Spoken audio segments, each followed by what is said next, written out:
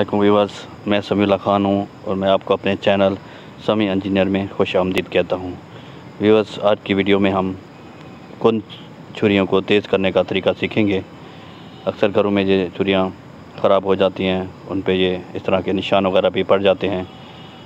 तो आज की वीडियो में हम इनको ठीक करने का तरीका सीखेंगे। ये एक गंडासा है, ये भी रफ़ यूज़ उन्होंने किया है तो ये बहुत ख़राब हो गया है। जगह जगह पे इस पे निशान पड़े हुए हैं, तो इसको भी हम ठीक करेंगे।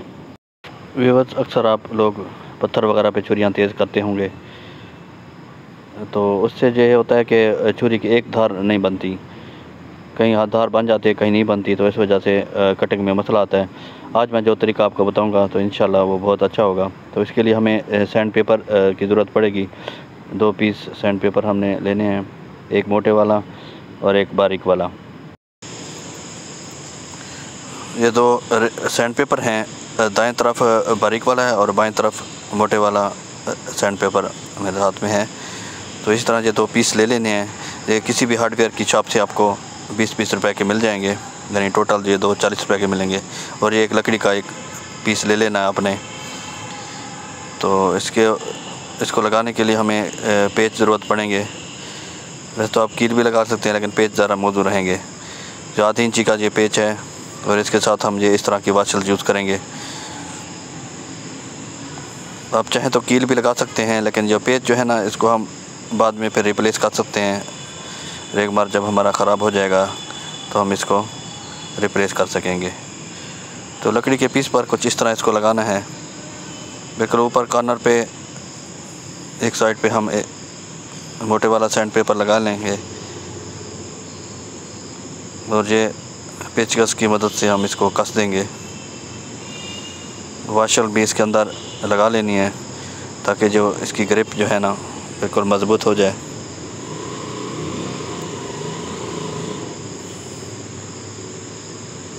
बिल्कुल अच्छे तरीके से इसको कस देना है। इस तरह हम दूसरी साइड पे भी इसको दूसरा पेच लगा देंगे।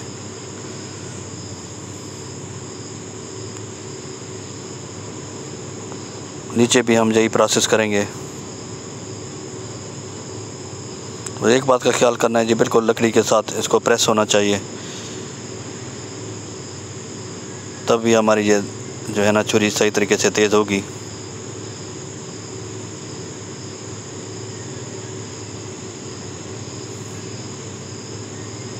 बिल्कुल सही तरह से इसको कस देना है।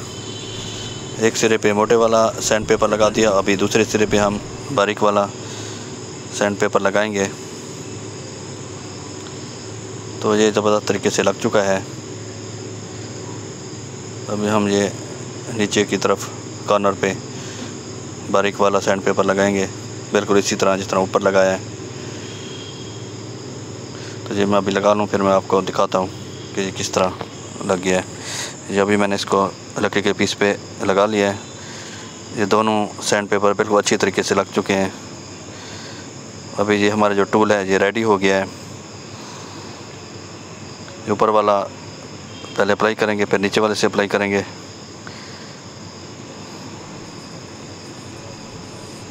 देखें, छुरी हमारी ये गोंद है, बिल्कुल कागज़ को नहीं काट रही, थोड़ा थोड़ा कट डाल रही है, लेकिन सही तरह नहीं काट रही। तो सबसे पहले हम ये मोटे वाले रेगमाल पे अप्लाई करेंगे।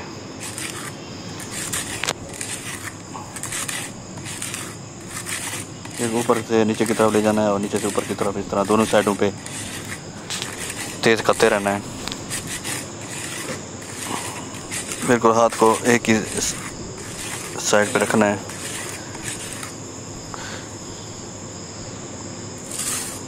फिर हम ये नीचे वाले से अप्लाई करेंगे। 10-12 दफ़ा ऊपर आप इस तरह रगड़ लें और 10-12 दफ़ा नीचे रगड़ लें। तो इंशाल्लाह ये जो छुरी आप तेज़ करेंगे तो ये ब्लेड से भी ज़्यादा तेज़ हो चुकी होगी।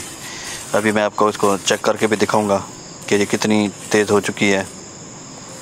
जो पहले कागज़ को बिल्कुल काट नहीं रही थी, तो अभी देखना किस तरह ये काटेगी। अभी हम इसको चेक करते हैं। ये आपके सामने, ये देखें किस तरह ज़बरदस्त तरीके से ये काट रही है। पहले बिल्कुल ये कौन सी बिल्कुल नहीं काट रही थी।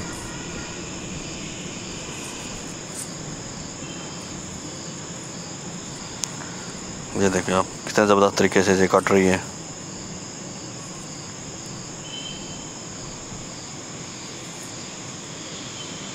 بالکل زبردست طریقے سے یہ بن چکی ہے.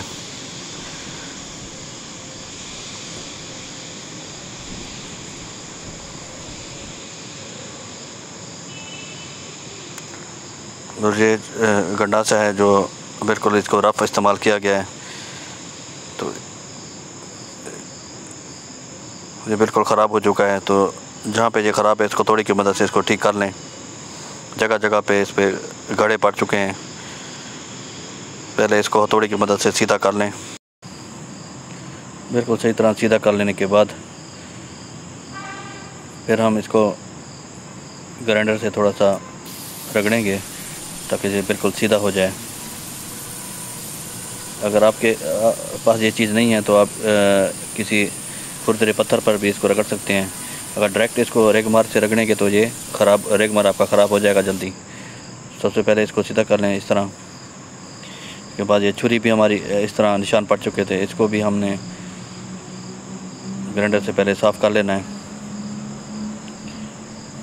تو یہ جو آپ نشان دیکھ سکتے ہیں, تو یہ نشان جو ہے نا, اگر ڈائریکٹ ہم اس کو ریگ مار پہ اپلائی کریں گے تو ہمارا ریگ مار پہ نشان پڑ جائے گا جب وہ پھٹ سکتا ہے. تو عموماً کم گھروں میں اس طرح ہوتا ہے کہ یہ نشان پڑ جاتے ہیں, ورنہ عام حالات میں یہ اس طرح چوری نارمل کون ہو جاتی ہے. تو آپ اس کو ریگ مار سے صاف کر دیں گے اس طرح میں نے آپ کو طریقہ بتایا ہے.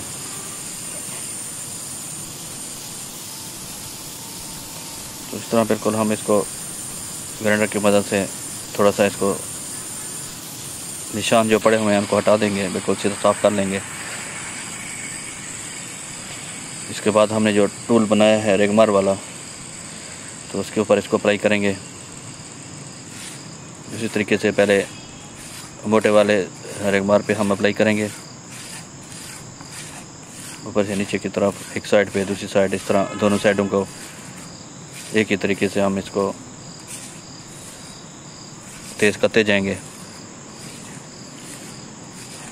10 سے 12 بار اوپر اس کو ہم نے اپلائی کرنا ہے.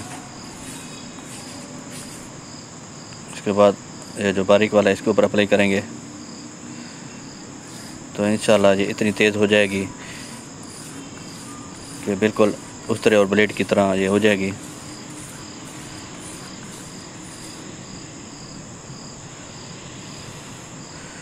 یہ دیکھیں بالکل زبردست طریقے سے اس کی دھار بن چکی ہے. جہاں تھوڑی بہت کسر رہ گئی ہو تو وہاں پہ بھی اس کو اس طرح اپلائی کر لیں. ابھی میں ایک جو ہے نا کارڈ بورڈ آپ کو کاٹ کے دکھاتا ہوں. بالکل زبردست طریقے سے یہ کاٹ دے گی. یہ دیکھ لیں آپ.